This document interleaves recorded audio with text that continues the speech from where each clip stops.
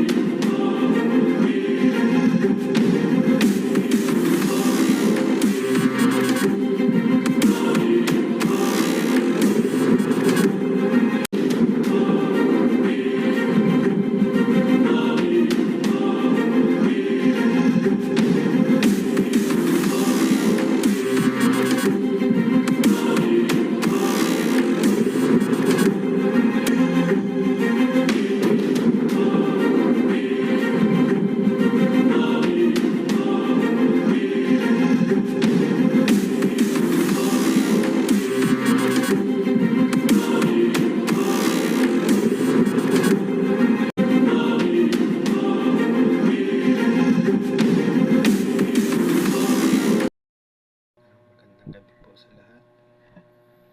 Bago po tayo magsimula ay hinihingi ko po na paki-subscribe po ng aking YouTube channel at paki-click ng notification bell para updated kayo sa mga susunod ko pang mga video.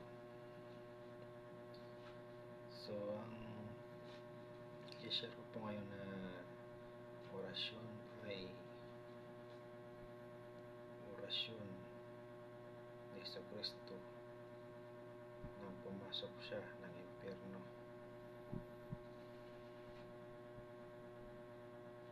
So, pwede po nyo siyang gamitin. Halimbawa, may pupuntahan kayong lugar na delikado o nakakatakot na lugar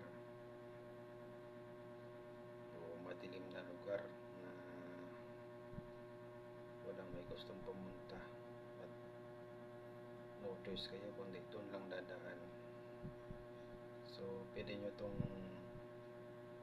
dasalin at yung mas magkaigi na sa uluhin nyo para pag andun na kayo sa lugar na yon, yung susi na lang yung paulit-ulit nyo usalin hanggang sa makalagpas kayo sa lugar na yon.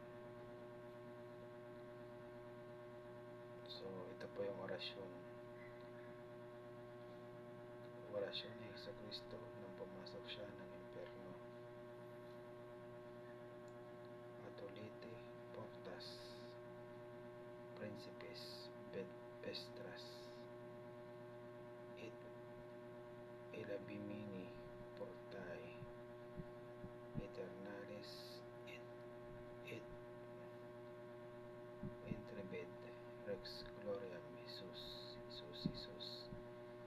egusum mar.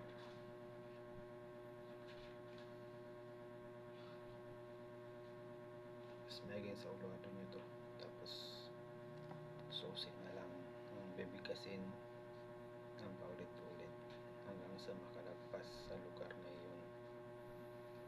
Ulitin ko po.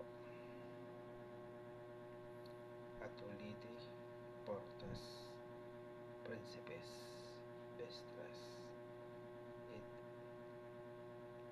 elabimini portae aeternalis et entrebet rex gloriam Jesus egusum mar.